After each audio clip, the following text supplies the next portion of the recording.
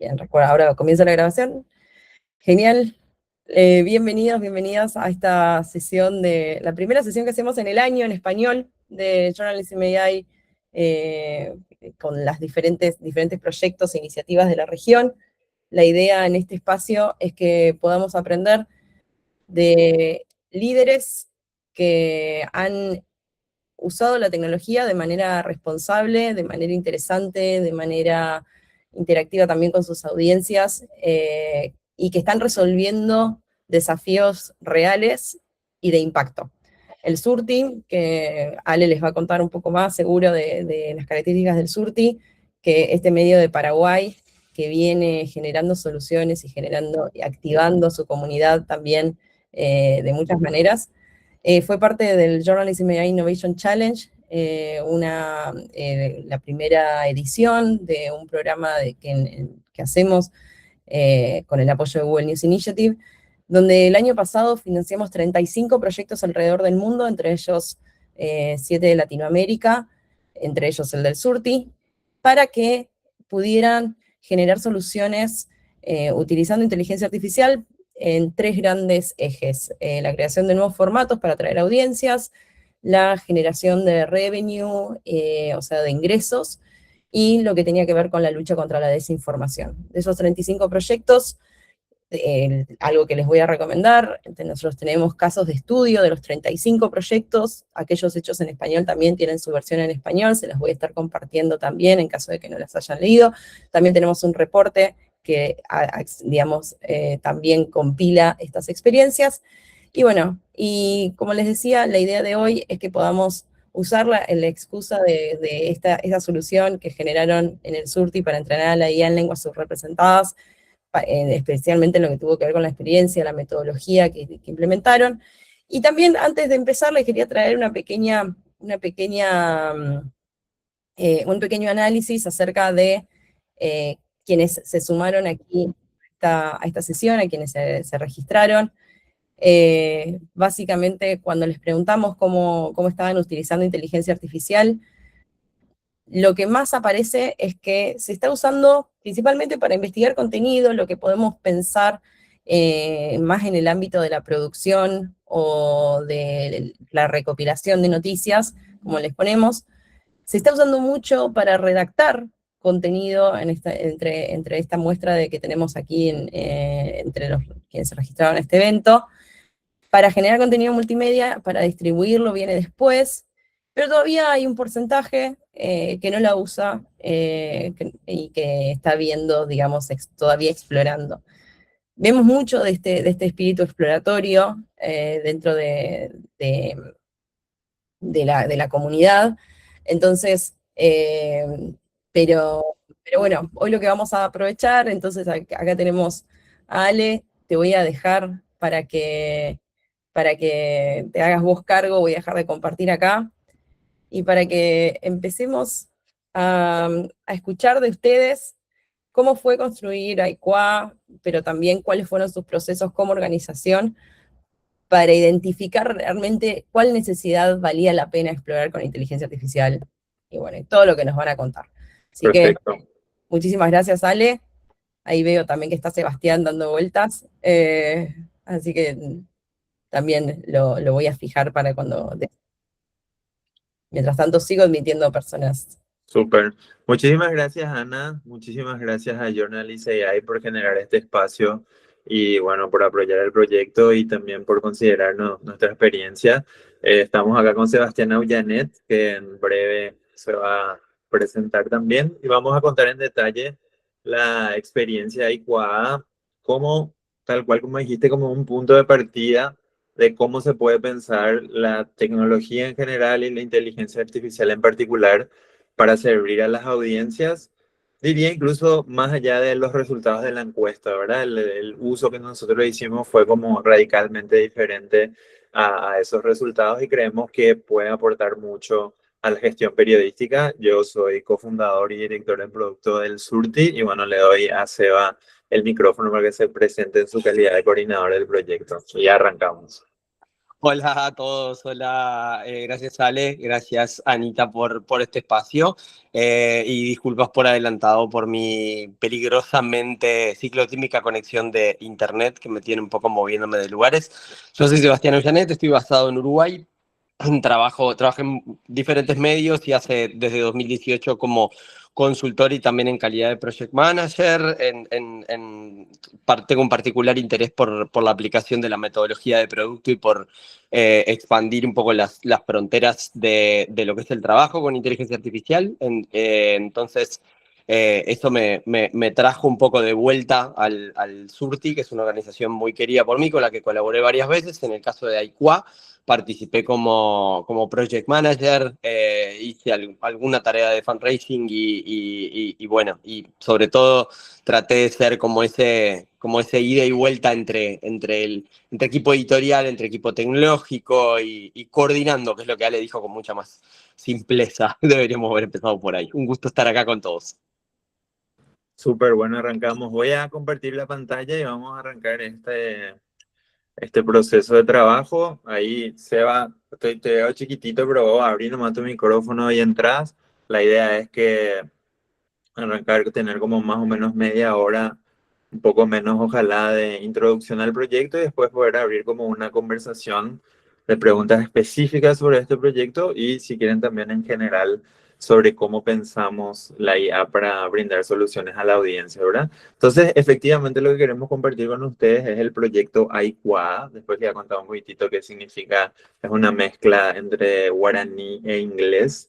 Aprendizaje sobre cómo las comunidades pueden enseñar una lengua oral a la IA. Les voy a contar por qué encaramos eso, pero sí me gustaría empezar a contar un poco la historia del Surti, que nació hace una década atrás como una simple página de Facebook que publicaba estos afiches, estos simples JPGs, tratando de sintetizar información compleja de manera sencilla, atractiva y fácil de compartir en las redes.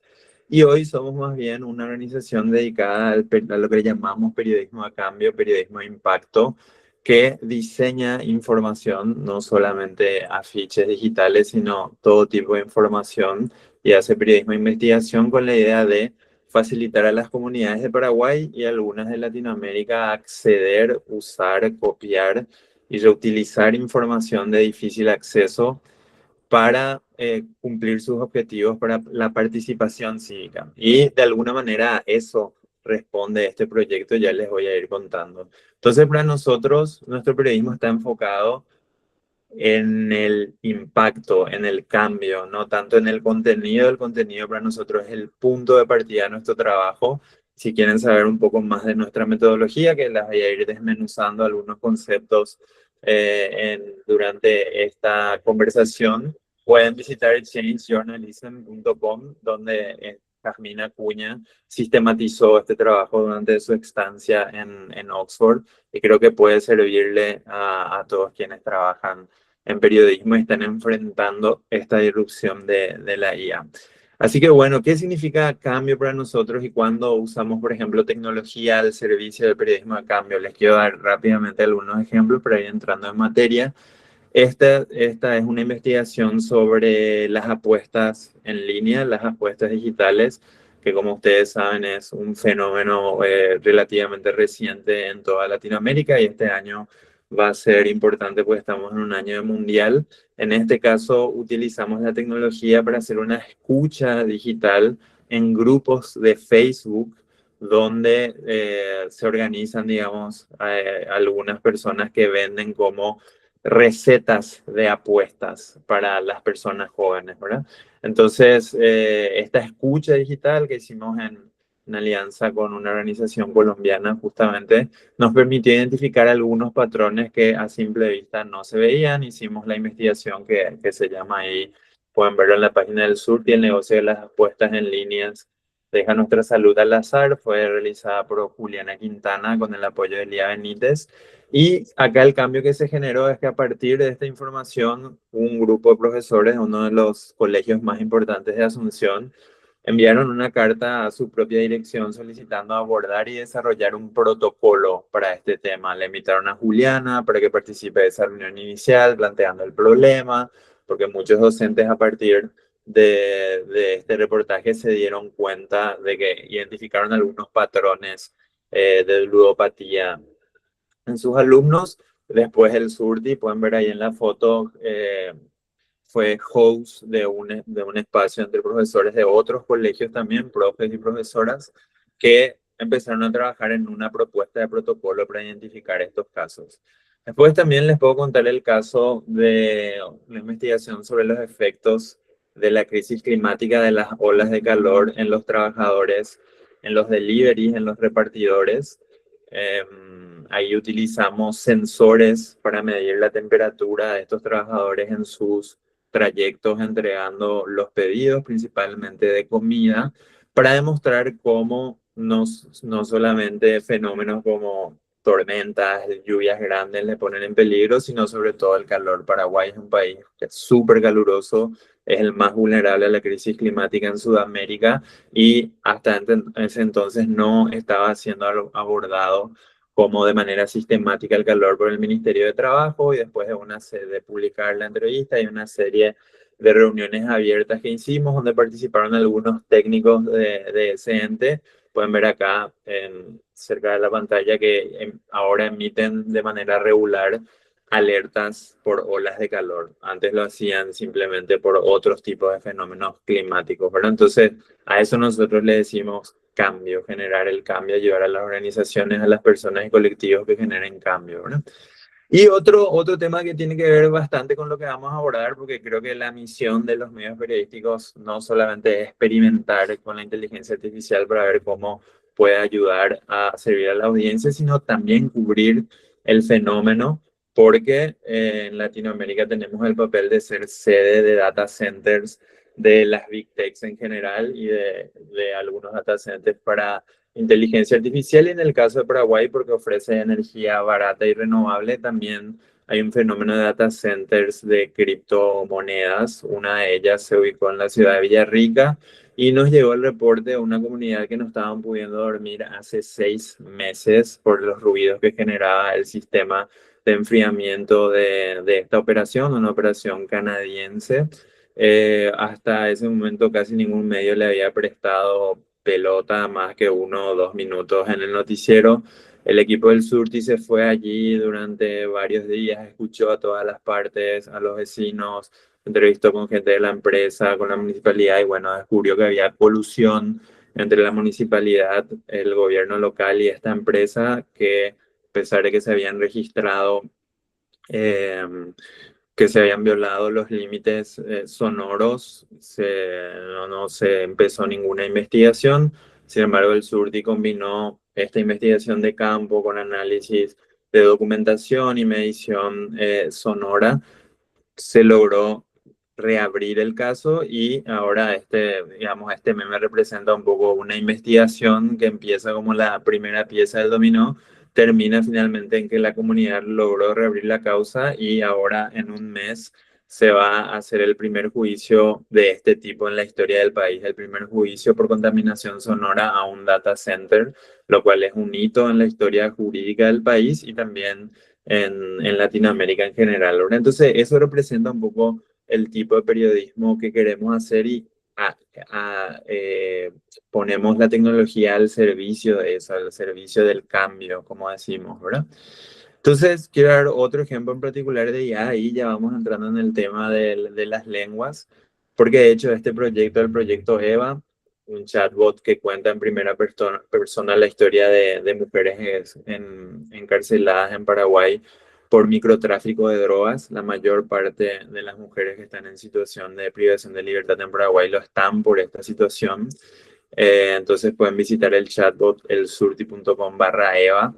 Por cierto, una pequeña nota, si entran al sitio y lo ven un poco lento, incluso no pueden acceder, estamos recibiendo desde hace un par de días ataques de partes de trolls del gobierno que están intentando bajar nuestra web, así que capaz por eso está un poco lenta. Bueno, es parte del oficio, estamos luchando contra ellos en este momento. Volviendo a Eva, les decía, es un chatbot potenciado por inteligencia artificial que se basa en historias Juliana Quintana, en varias entrevistas que hizo la periodista Juliana Quintana entre el 2022 y el 2024, dice hoy ahí, pero es entre el 2022 y 2024, donde recopiló la historia a través de estas entrevistas de varias mujeres, cómo tenían varias historias, o sea, como varias de las historias tienen mucha información confidencial y lo que denunciaban tal vez podrían generarles represalias dentro de la cárcel, de la penitenciaría. Decidimos abordar, utilizar y probar y experimentar con un diseño conversacional, con un chatbot que hasta ese momento tenía hasta 188 respuestas posibles en base al reporteo tradicional que hizo Juliana Quintana en esos años, la periodista encargada del reportaje, ¿verdad? Entonces, en vez de presentarlo como una simple entrevista, una simple crónica, lo presentamos con un chatbot interactivo y el chatbot detrás se ve así, ¿verdad? Es como un conjunto, un árbol de decisiones que va guiando a quien conversa con Eva, que es un nombre ficticio que representa a estas mujeres, a través de su experiencia, ¿verdad? Una cosa importante decir es que acá la inteligencia artificial no tiene un uso generativo, es decir, no participa en la creación de las respuestas, sino lo hicimos al revés. Utilizamos la inteligencia artificial, que tiene esta estructura que ustedes están viendo acá, para entender el lenguaje natural de las personas. Si bien ustedes van a poder ver que hay botones donde uno puede ir preguntándole preguntas prehechas a Eva, también entiende lenguaje natural, pero con un pequeño detalle, en español. Ahí nos dimos cuenta de los primeros límites de la inteligencia artificial con respecto al guaraní, que es la segunda, que es la lengua oficial de Paraguay. Las dos lenguas oficiales de Paraguay son el español y el guaraní. La mayor parte de la gente, de hecho, habla guaraní. Le vas a ir contando más detalles con respecto a eso, ¿verdad? Pero bueno, este es un uso específico de la inteligencia artificial, en este caso, no tanto para investigar, pero sí para generar una interfaz que al mismo tiempo brinde privacidad y seguridad a las fuentes y al mismo tiempo ofrezca a las audiencias un formato un poco más llamativo, más íntimo para hablar con respecto a un tema que habitualmente nos suele generar mucha empatía. Ustedes saben, generalmente la gente quiere que todas las personas que están en la cárcel se mueran lo antes posible. Sin embargo, esta historia demuestra que, este reportaje demuestra que sus historias son mucho más complejas, a veces son estafadas, a veces son carnadas de los grandes capos narcos.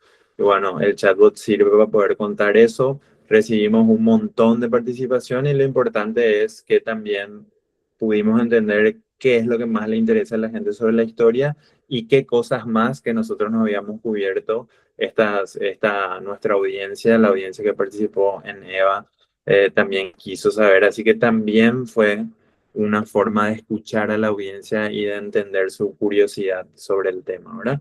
Pero como les decía, ahí nos damos cuenta del problema de la inteligencia artificial con el guaraní y en general con otras lenguas orales o subrepresentadas en el mundo digital, ¿verdad?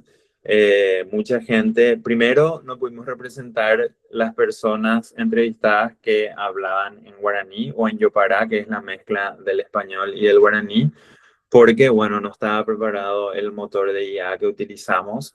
Y segundo, tampoco, y lo más importante, tampoco entendía cuando la gente le hablaba, incluso en español paraguayo, que tiene mucha influencia del guaraní, o en yogará o en guaraní, ¿verdad? Y nos dimos cuenta del problema de la inteligencia artificial con el guaraní y las lenguas orales en general.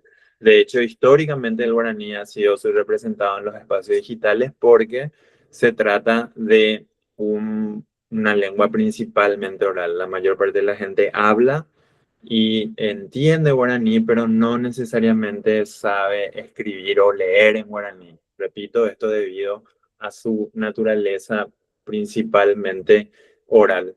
Entonces, esto le deja fuera a muchísima gente del espacio digital y ni qué decir de esta época de la popularización de los chatbots, donde, a diferencia del Internet 2.0, de la web 2.0, ahora sí hay posibilidades de interacción de manera oral, digamos. Ahora sí se puede interactuar de manera oral con los chatbots, pero lamentablemente no se comprende, estas máquinas no comprenden bien el guaraní. Y esto, por supuesto, como les decía, no es una situación solamente del guaraní.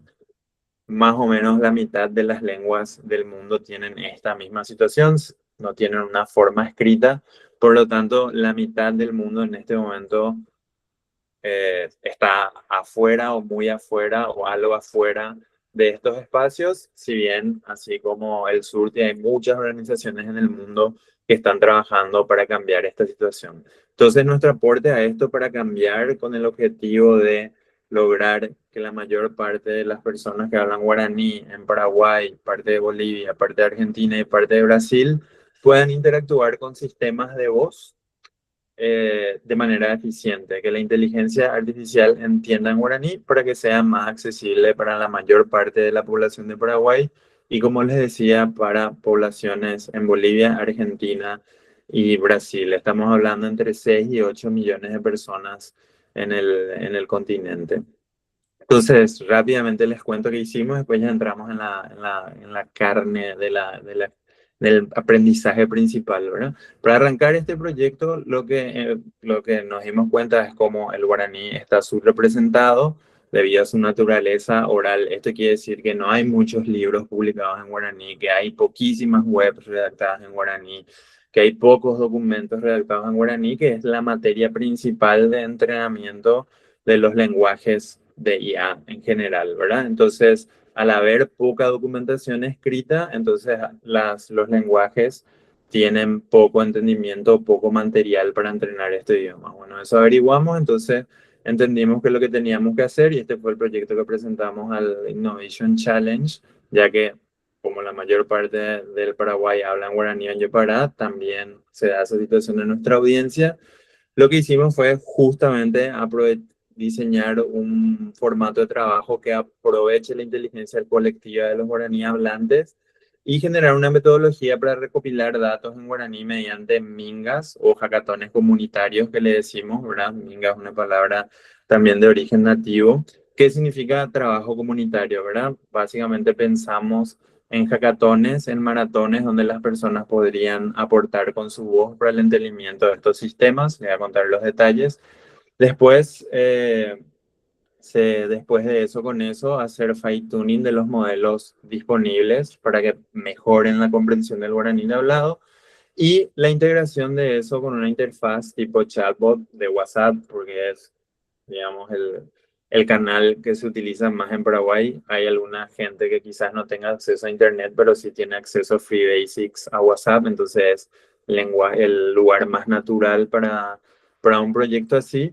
Y además, el mensaje de audio es una institución en Paraguay y creo que en varios países de Latinoamérica, así que es un lugar donde naturalmente la gente se comunica hablando, ¿verdad? Entonces, esta es la premisa. El resultado de la primera versión es, acá hay un GIF animado donde básicamente la gente envía su mensaje para colaborar en esta base de datos. La base de datos perdón, el chatbot lo transcribe y lo envía a una base de datos, ¿verdad? Esta es la única parte que voy a hablar de lo técnico porque no es el foco de esa charla. Además, tampoco yo soy técnico, apenas sé que la crucecita sirve para restar y la X sirve para sumar. Así que este trabajo fue realizado principalmente por Ney, Seba Acher y Axel, que forman parte del equipo. Pero para que se den una idea de las tecnologías disponibles para construir lo que se necesita. El mensaje principal de este slide es en realidad decir, acá tiene nombres complicadas las cosas, ¿verdad? Pero la mayor parte de estos servicios son open source, uno lo puede adaptar a lo que quiere. Entonces, más o menos el esquema era el siguiente. Como vieron ahí en el video anterior, el usuario envía su audio en guaraní. Ahí desarrollamos una pequeña API dentro del equipo que se llama Surtilab Guaraní Transcriptor, que recibe el archivo, almacena los datos del remitente, los metadatos.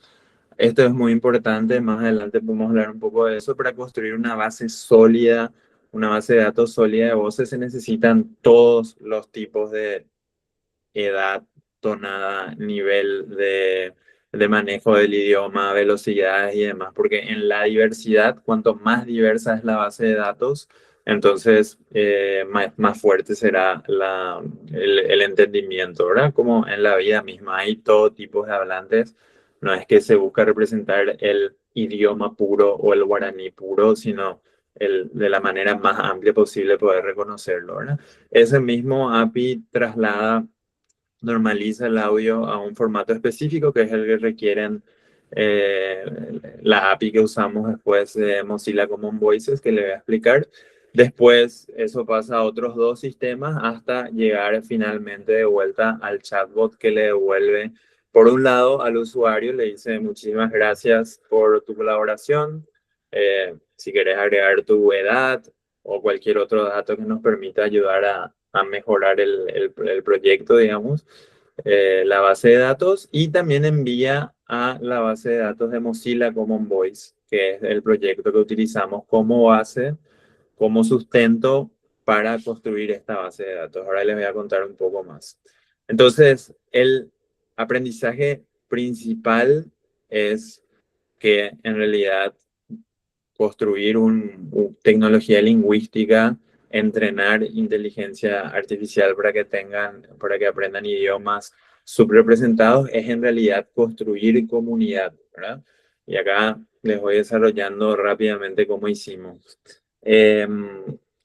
Nosotros, si bien lo terminamos aprendiendo de manera más brutal durante el año que duró el proceso, sí teníamos una hipótesis de que si bien la plataforma que usamos, Mozilla Common Voice, está preparado de hecho para la colaboración online, es una web donde cualquiera ahora mismo puede ir a colaborar. Sí teníamos dos hipótesis. Uno, que la UX, la experiencia de usuario y la interfaz gráfica de ese proyecto iba a limitar bastante la participación de las personas, porque si bien está en guaraní, y por las condiciones de conexión que reinan en el país iba a ser bastante limitante, a pesar de que tiene una buena interfaz, no termina de estar diseñada para lenguas orales, ¿verdad? Aunque su objetivo también es ser lo más inclusiva posible, no termina de ser la mejor, ¿verdad? Por eso de entrada nosotros queríamos terminar en el WhatsApp para generar un ecosistema más natural para las personas. Pero en ese proceso también nos dimos cuenta que la colaboración individual de cada una de sus casas no iba a ser necesaria. Por eso lo que hicimos fue, acá se ve en esta foto, ella es Arroyito Vareiro, la coordinadora académica, pedagógica del proyecto. Formamos monitores, o como se dice en guaraní, putugojara, profesores que se formaron en el proceso de facilitar espacios de trabajo para la recopilación de voces, para realizar estos hackatones, ¿verdad? Entonces, este fue el primer cohorte, después se sumaron otras personas más. Entonces, ellos, después de recibir la formación técnica y lingüística de parte de Arroyito, ellos son todos miembros de la audiencia del Surti. Son fanáticos y fanáticas del Surti que acudieron al llamado. Algunos son lingüistas, algunos simplemente son gente interesada, todas guaraní hablantes, ¿verdad? Entonces, ellos se fueron después a sus espacios de trabajo, a sus pueblos, a sus residencias universitarias, o como ven en la izquierda, por ejemplo, un miembro de la audiencia que era enfermero y que llevó al hospital donde él trabajaba, realizó una mini minga ahí, a que la gente, digamos, participe y sume su voz de manera colectiva, ¿verdad? Acá podemos ver personas en sus casas, algunos hicieron almuerzos, otros, como les decía, hicieron residencias universitarias o centros culturales. Inclusive algunos hicieron encuentros de poesía en guaraní como una especie de punto de partida para realizar la colaboración. Acá pueden ver una foto donde participaron muchísimas personas. Este fue un espacio más familiar en una comunidad campesina. Esta foto es muy importante para nosotros porque es una comunidad que históricamente ha sido perseguida por el Estado. Y bueno, siempre tienen como, a pesar de que el propio país siempre les persigue por su forma de vida, son guardianes de uno de los orgullos más grandes del país, que es el idioma, y siempre están listas para colaborar. Así que fue como una experiencia muy importante. Como se ve, intentamos tener, como les decía, todo tipo de voces, edades, niveles de guaraní, velocidades, y esto fue posible gracias a este grupo de putubujaras o maestras de Aikuá. Más o menos se hicieron, con el sistema de las mingas, más o menos participaron entre 200 personas en diferentes puntos del país, espacios urbanos y espacios rurales, y logramos mejorar el reconocimiento del idioma en Mozilla Common Voices de creo que un 4% a un 10%, más o menos logramos duplicar, ¿verdad? Ellas se dan cuenta, algunos de los aprendizajes principales es una tarea titánica, ¿verdad? Si vamos pasando ya al cierre como para ir conversando, es una tarea bastante titánica, ¿verdad? Un desafío que encontramos es que contribuir a un conjunto de datos es una tarea lenta, tediosa y peligrosamente extractiva si es que no se lo plantea bien, ¿verdad? Entonces ese es el desafío que nos encontramos, y el aprendizaje o cómo lo encaramos es lo que les decía un poco al inicio, que una tarea que inicialmente estaba diseñada para que cada uno desde su casa grabe su voz cuando quiera, que de hecho se puede hacer y mucha gente lo hizo así. En realidad, la clave para nosotros fue, y ahí Seba colaboró un montón con el diseño de los espacios, que es como una de sus especialidades del periodismo comunitario, transformar una tarea solitaria en un poderoso acto de participación colectiva, ¿verdad? En el caso de guaraní, como les decía, es un motivo de orgullo nacional, pero al mismo tiempo es una lengua perseguida, por eso decimos que es una situación de diglosia. También ha sido, a pesar de que todos los políticos en campaña hablan en guaraní, cuando llegan al poder hablan el idioma del poder, que es castellano.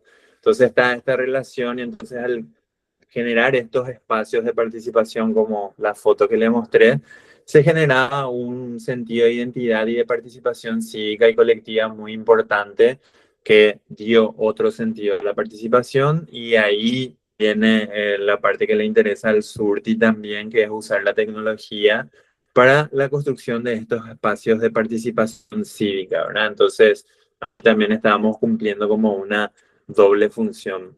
Después también otro desafío importante, que es los beneficios de contribuir a una base de datos de voces comunitarias, suelen ser muy indirectos y de largo plazo. Es decir, todas estas 250 personas, 300 que participaron, bueno, no vieron los beneficios, no van a ver los beneficios rápidos, porque hay que llegar a un nivel de reconocimiento que no depende de ellas ni de nosotros para que realmente funcione. Además, que la base de datos sea robusta es solo una parte. Después hay que empezar a aplicarlas en los modelos de chatbots, en las aplicaciones, en los distintos espacios. Ojalá que el Estado lo aplique en algún momento. Entonces, el aprendizaje ahí es justamente crear oportunidades para que el proceso de contribución ofrezca beneficios inmediatos para quienes participan, ¿verdad? No solo quedarse con el largo plazo, que sí, a la gente le gusta, es un orgullo que el guaraní esté ahí, o mucha gente decía, ojalá mi abuelo pueda usar inteligencia artificial antes de morirse, ojalá mi tío, que es un gran músico, pero no sabe escribir, pueda utilizar la inteligencia artificial para pasar sus letras, para escribir sus letras, de manera, o sea, hablándole al chatbot, pero también entonces diseñamos estos espacios con aprendizaje. Primero sobre qué demonios es la IA, ¿verdad? Que es algo que mucha gente se pregunta en este momento también, hasta en esta irrupción de la vida, cómo afecta mi vida cotidiana, criterios de derechos digitales también, y la posibilidad incluso, si quieren, de convertirse a sí mismo en Putibojara, ¿verdad? Lo que les decía un poco también, el desafío que las experiencias de usuarios de estas plataformas, de las plataformas en general, y en particular inclusive también de las plataformas que buscan recopilar voces, no están preparadas para lenguas con tradición oral, están enfocadas en la tradición escrita más clásica de Occidente. Entonces el aprendizaje es que hay que desarrollar métodos mixtos y diseñar UX, UI específicos para estos procesos. Entonces, lo que les decía, los putibojaras, los maestros, también a veces a las personas que no sabían leer en guaraní, les leían primero las frases para el entrenamiento, Entonces las personas repetían lo que el código Jara decía y así se generaba la participación.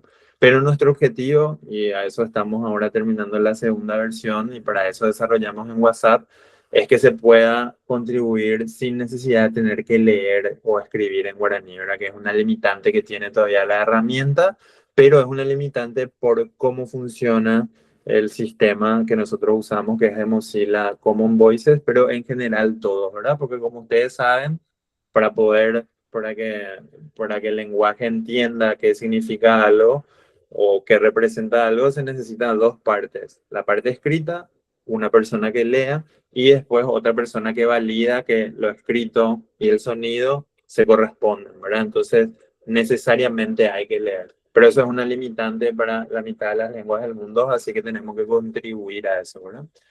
Y después, otra cosa que aprendimos ya acá al final, como les decía, este puede ser un proceso bastante extractivo.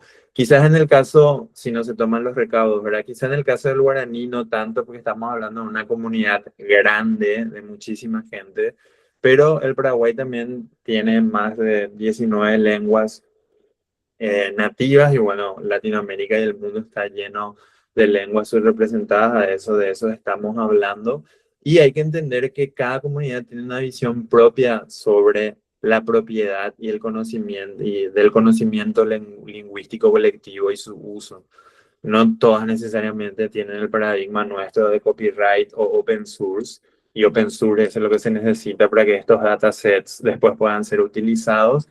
Así que es muy importante publicar o utilizar datasets con licencias que respeten principalmente la soberanía de la comunidad y al mismo tiempo cumplan su función de reutilización, ¿verdad? Entonces, ahí depende de cada caso y cuando menores sean la cantidad de hablantes es más sensible el tema, ¿verdad? Porque ustedes saben que una lengua no solamente es una forma de comunicación, sino una cosmovisión y una identidad muy fuerte, ¿verdad? Entonces, a como dé lugar hay que evitar las actitudes extractivistas y hay que tratar de desarrollar metodologías que sean decoloniales, ¿verdad? Entonces, esto es lo que aprendimos en el proceso. Ahora, simplemente algunas recomendaciones rápidas de cómo iniciar un proceso si están interesados y después ya podemos conversar.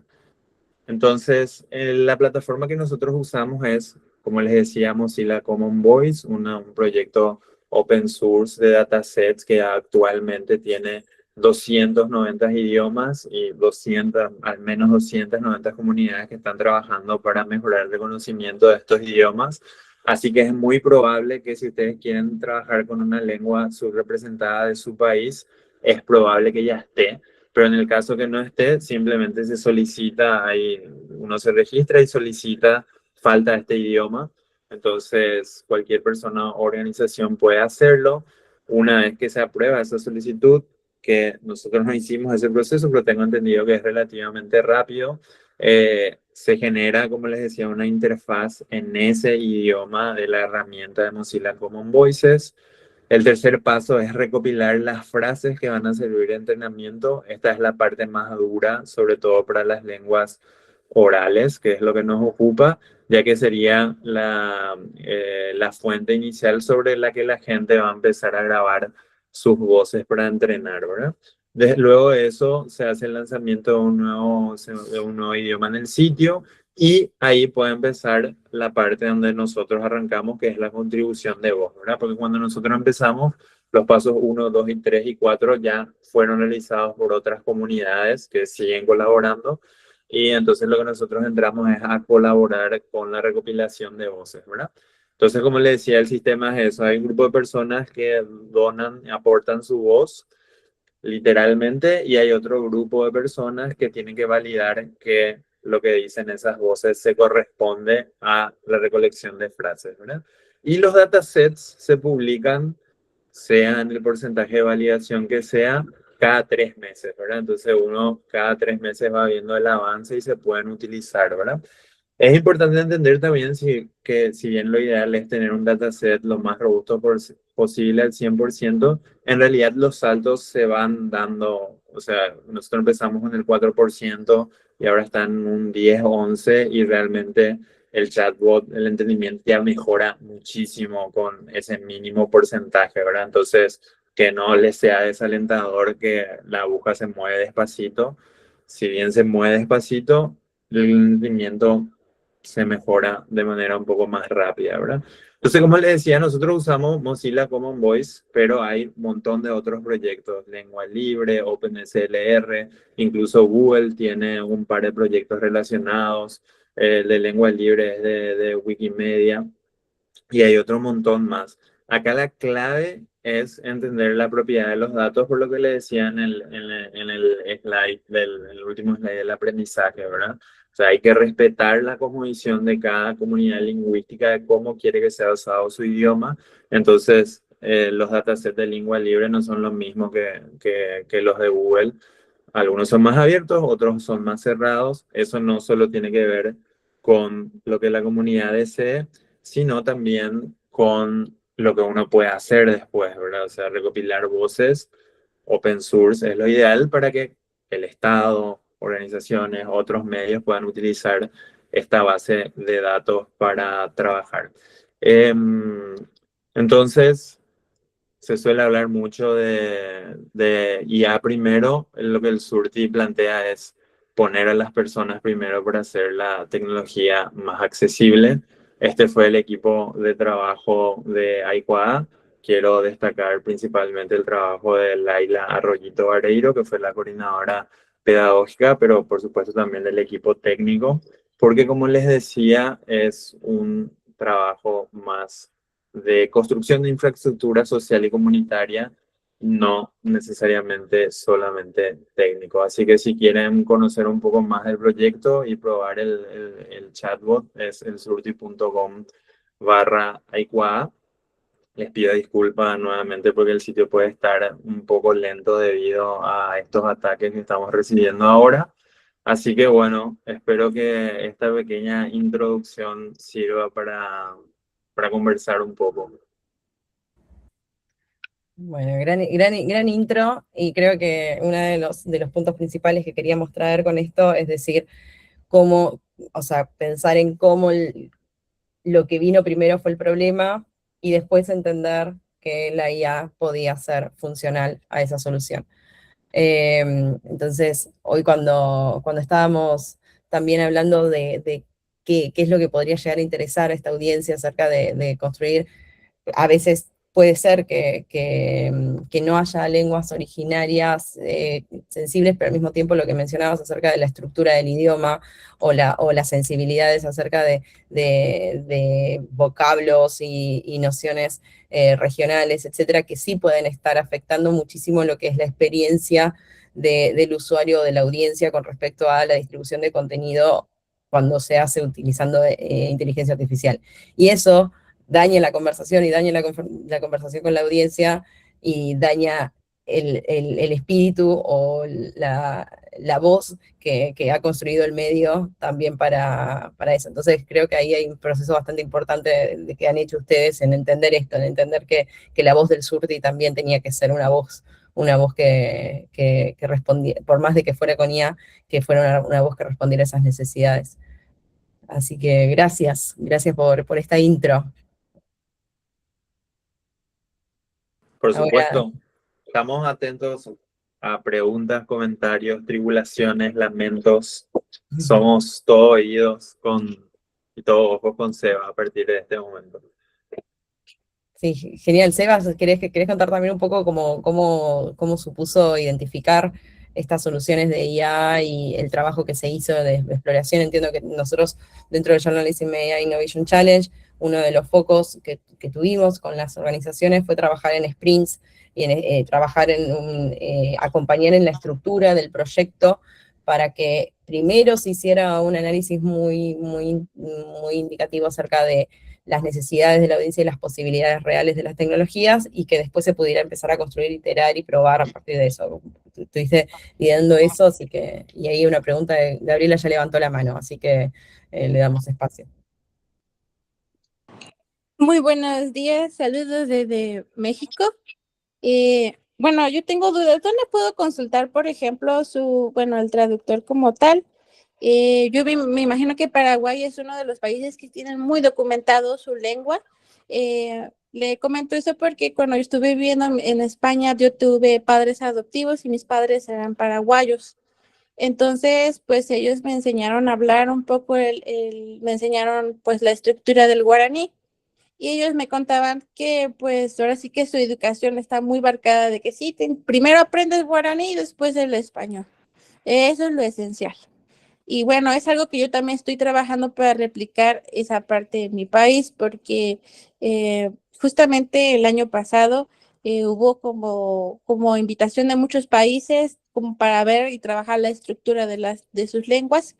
Y algo que me llama la atención es que Paraguay siempre él recalca, no es como opción, no, es un sí, aprendes la lengua y después nos vamos al español, al castellano, pero aquí en el caso, bueno, es porque tienen muy documentada su lengua, ¿no? Que es como que le da más facilidades.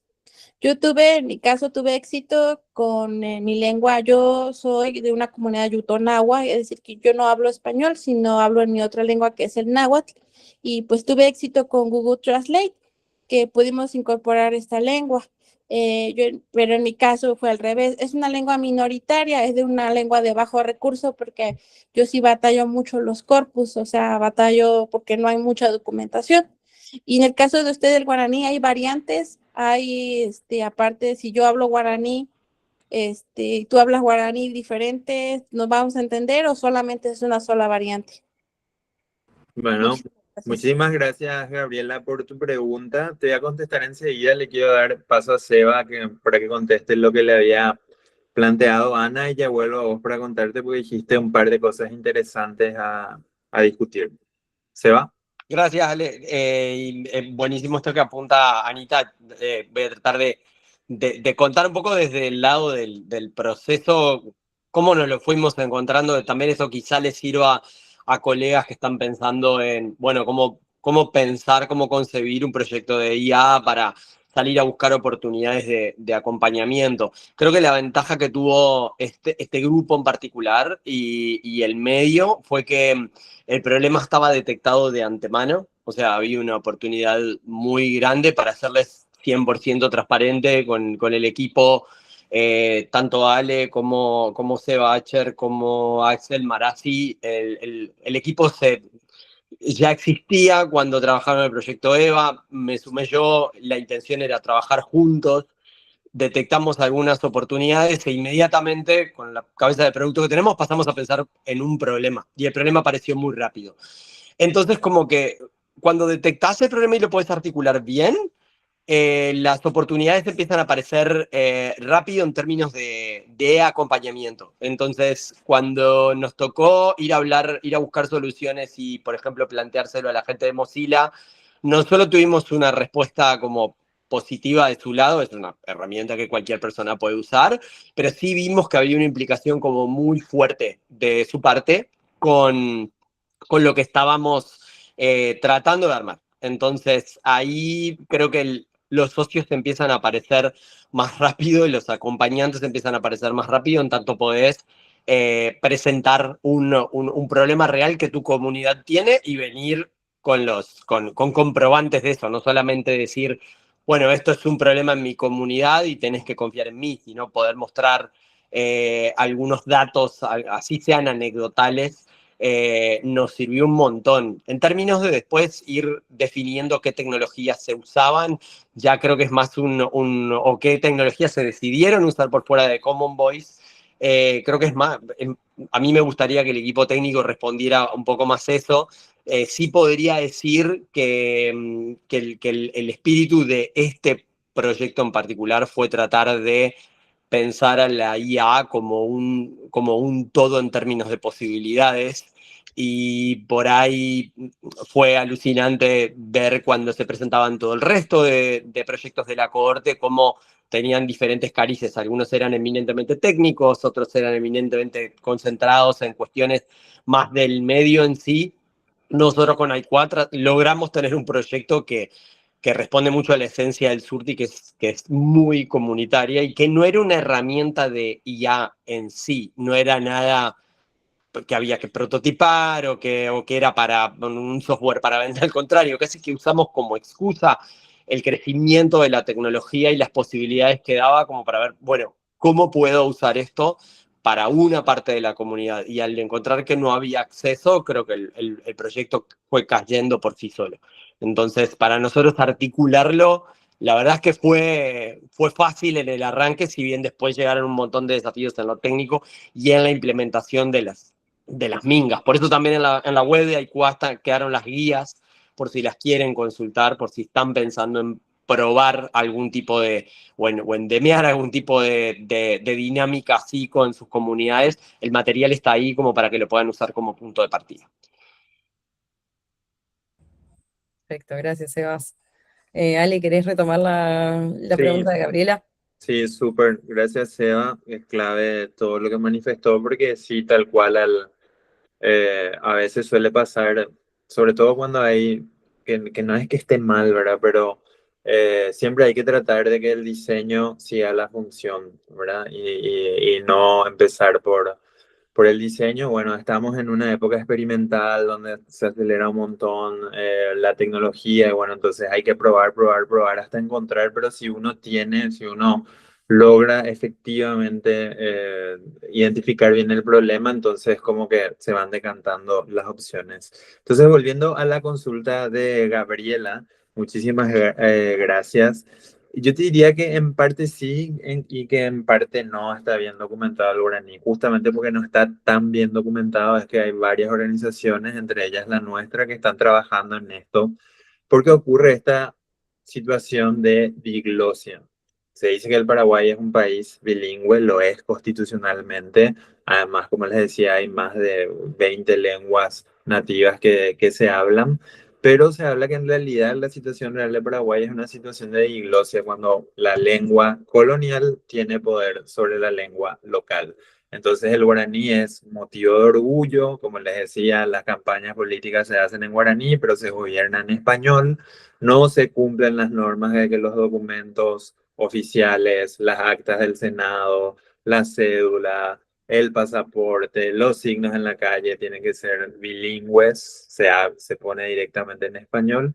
Y a pesar de que el Ministerio de Educación, desde la Constitución nueva de los años 90, propicia la enseñanza en lengua materna, o sea, se debería enseñar en guaraní, a veces se lo toma solamente como una materia de lengua, no es que se enseñe matemática, no en todos los casos, hay muchos casos que sí, está buenísimo, pero no necesariamente en todos los casos tenés clases de ciencia en guaraní, de matemática en guaraní, de lo que sea en guaraní, sino que se da una clase de guaraní de la misma manera que hay clases en castellano, ¿verdad? Eh, entonces, sí, la gran ventaja que hay es que somos 6 millones de hablantes. Hay algunas variantes entre lo que nosotros hablamos, lo que habla la mayor parte de los paraguayos, es el conocido ya como guaraní paraguayo, que es una evolución del guaraní original. Está el guaraní. En Brasil es levemente diferente a lo que se habla en Bolivia y en Paraguay, pero en general mantienen la misma base, ¿verdad? Está el tupí guaraní también, por ejemplo, ¿verdad? Entonces, se me escapan los detalles, pero en general es la misma familia lingüística. Ahora, ¿cuál es el desafío, Gabriela? Es que la mayor parte del corpus está de manera oral y para entrenar las LLM se necesitan escritos, sí o sí, para poder hacer el macheo, ¿verdad? Entonces, bueno, te voy a dejar mi correo acá en el chat y si me querés escribir para el proyecto que mencionaste, te podemos pasar lo que tenemos y también algunos recursos específicos de guaraní. La verdad que son bastante limitados a pesar de la gran cantidad de hablantes, pero te aliento mucho a que sigas el proceso que iniciaste con el Google Translate a otras herramientas. Y muchas gracias por tu pregunta. Vi ahí también una consulta perdón, se me fue el chat, pero que preguntaba dónde están los recursos. Por un lado, algunos están en GitHub, algunos están en Hugging Face, pero la mayoría está en el surti.com/aikwaa, que es AIKUAA. El surti.com/aikwaa. AIQA, entonces también puedo pegar en el chat enseguida. Ahí están algunas guías comunitarias, se puede pegar el chatbot, también están algunas documentaciones a la API. Hemos evolucionado muchísimo de la última vez que actualizamos eso. De hecho, como les decía, ahora estamos terminando una segunda etapa con Mozilla. Así que dentro de poco, si se dan la vuelta, qué sé yo, en 2 semanas más o menos, vamos a actualizar esos recursos con lo que evolucionamos. Ahora lo pego en el chat. Buenísimo, Ale. Yo les dejé ahí el link de AICOA, pero para que puedan probar y todo. Me parece también otro gran aprendizaje. Creo que incluso si hay tecnologías que no sean de código abierto, ustedes usaron tecnologías de código abierto, pero compartir y este espíritu de divulgación acerca de lo que ustedes construyeron, me parece que es sumamente importante. Como mencionaba también Gabriela, digamos, hay muchos medios en la región que están trabajando con comunidades que necesitan otro tipo de respuestas. A veces construirlas, obviamente, entiendo que aquí tuvieron un grant y pudieron acceder a ellos. Eso también es un aprendizaje para el resto de las organizaciones. Los grants, etcétera, también van a priorizar a aquellos que hayan identificado mejor el problema al momento de postular. Los grants, digamos, pensando en modelos de financiación de este estilo. Y bueno, creo que en este caso el hecho de, como mencionaba Sebas, de que el problema estuviera muy bien definido y como decías Ale, de que el diseño no anteceda la función, o sea, cuando el momento de la reflexión profunda alrededor de esto fue también bastante paradigmático. Bien, estamos ya en hora. Creo que podemos quizás, no sé si alguien tiene alguna pregunta más, Ale va a dejar su contacto en el chat. También ponernos a disposición. Yo, antes de que se vayan quienes fuimos quedando, les dejo la próxima. Tenemos una nueva sesión en español. Vamos a estar trabajando el 15 de abril, miércoles 15 de abril, con el equipo del colectivo 506, una organización de Costa Rica que trabaja periodismo de soluciones y que desarrolló un chatbot para que los periodistas puedan pitchear y mejorar sus propuestas de periodismo de soluciones. Van a contarnos un poco más acerca de el form que dejé para que se puedan registrar en la próxima sesión. Van a contar un poco más acerca de cómo entonces la inteligencia artificial puede ser funcional también a pensar historias de diferentes maneras, pensar miradas y profundizar perspectivas, obviamente siendo conscientes de también las limitaciones que vienen por el otro lado, ¿no? Entonces, nada, creo que también es una experiencia muy interesante. ¿Alguna cosita más que quieran sumar, chicos? Ale, Sebas. No, simplemente agradecer por el espacio, por generar este espacio también para la comunidad en español y que el espíritu del proyecto Adecuada es que pueda ser replicado. Por favor, sin preguntar, bajen, copien. Además del Surti hay un montón de recursos en el blog de Mozilla Common Voices, hay otras iniciativas. Les repito, creo que puede ser un excelente MacGuffin este concepto cinematográfico de que sea una excusa para encontrarnos. Se habla mucho que a veces la tecnología o la inteligencia artificial nos separan nuestros propios mundos. También puede servir para esto, ¿verdad? Que sea una excusa para el encuentro civil en un momento donde hay mucha fragmentación. Así que les aliento por esas dos razones, porque realmente se puede utilizar la tecnología de otra forma y porque realmente se puede, o sea, pensando desde el problema, se pueden generar soluciones. Y en el caso de los medios, sobre todo los medios nativos digitales, independientes, más chicos, puede generar una mejora de la relación con la audiencia y se puede, al hablar en el idioma de las audiencias, se puede, bueno, combatir narrativas desinformantes, ¿verdad? Que también es otro gran flagelo de nuestra época. Así que muchas gracias, Ana. Seba. Sí, yo sumaría nomás que creo que somos prueba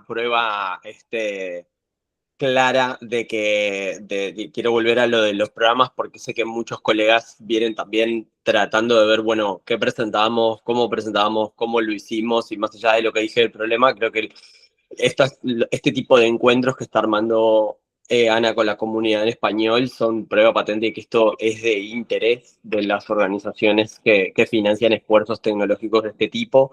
Y por eso mi último mensaje es reforzar sobre lo dicho anteriormente. Pensar los proyectos así no solo es una vía de conseguir apoyo para tangibilizarlos, sino que directamente debería ser la forma en la que como profesionales encaremos el trabajo todo el tiempo. Y yo entiendo que es muy difícil a veces, como que todo lo que se habla de ya dentro de lo que es mismo nuestra disciplina, que es el periodismo, está muy orientado a productividad, está muy orientado, lamentablemente digo a título personal, a creación de contenido supuestamente eficientizado. Hay un montón de matices que hacer sobre eso, hay un montón de hacks de producción para cuestiones de desarrollo de audiencias que en mi opinión no son tan importantes, más allá de que todavía la inercia industrial nos empuja hacia ahí, a los hacks de crecimiento, a los hacks algorítmicos, a las optimizaciones para muros de pago, sin decir que eso esté mal, pero creo que acá hay una vía diferente para encarar la innovación tecnológica, y organizaciones como Journalism AI están súper atentos a eso. Entonces, también aprovechar la ocasión para agradecerle a Anita y al equipo de Journalism AI, porque no hubiéramos podido recorrer todo el camino que recorrimos, que es realmente un primer paso, sin el apoyo de Journalism AI. Estos esfuerzos tendrían que ser a nivel estatal, pero ya sabemos cómo son las cosas, sobre todo en nuestras tierras. Entonces, si esto va a crecer, tenemos que probar un punto, y esto nos ayudó mucho a probar el punto. Después lo demás no va a depender tanto de nosotros, si bien estamos trabajando en cómo hacer crecer a IQA en otras direcciones. Entonces, ojalá que en un tiempo podamos volver y contar un poco más cómo seguimos avanzando, pero estamos acá por eso también. Así que fuerza a todos, y también eso, abran la cabeza hacia estas otras posibilidades, porque las hay. Genial. Gracias, Eva. Me parece que el mensaje estamos acá porque queremos hacer un periodismo que importa, y entonces que la inteligencia artificial sea en función, sea con lo que sea en función de ese periodismo. Así que bueno, gracias por traer estos interrogantes, gracias por traer esta experiencia a la mesa, por compartir y por abrirse a la colaboración. De vuelta, nos vamos a ver el 15 de abril para una nueva sesión, donde vamos a poner también en práctica, y vamos a testear herramientas y vamos a probar esas diferentes oportunidades, perdón, que ofrece. Y bueno, cualquier cosa, estamos en contacto. Muchas gracias por estar. Gracias. Gracias a Adiós. todos.